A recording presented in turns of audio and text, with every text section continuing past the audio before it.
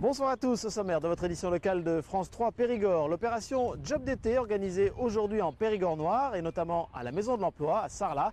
Des offres qui concernent principalement des sites touristiques et notamment la grotte de Maxange.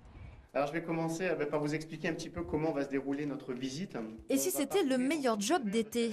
Passer la saison au frais, au milieu des stalactites et des stalagmites, c'est ce que propose la grotte de Maxange. Ici, on recherche 2 guides supplémentaires pour faire face à l'afflux de visites. 20 par jour au plus fort de l'été. Les propriétaires espèrent jusqu'à 50 000 visiteurs qu'il ne faudra pas décevoir. Il faut avoir une bonne élocution, il faut aimer le contact avec le public.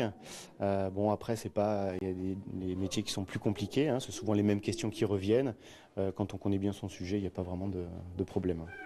Et pourtant, difficile de trouver la perle rare qui évoluera au milieu de ces joyaux vieux de plusieurs dizaines de milliers d'années. Nous cherchons des jeunes qui soient motivés, qui ont envie d'apprendre, que nous formons sur place et voilà.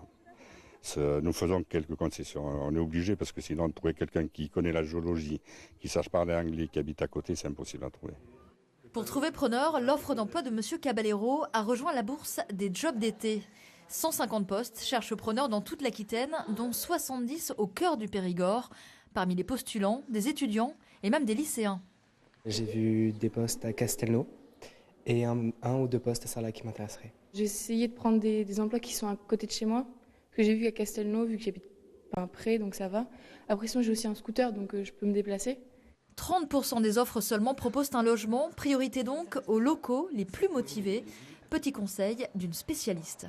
Bien lire l'offre, correspondre un minimum à ce qu'on demande, parce que même si on ne demande pas d'expérience, il faut faire preuve de motivation et ne pas hésiter à se présenter auprès de l'entreprise en envoyant son CV et en faisant une petite relance téléphonique si on n'a pas de nouvelles.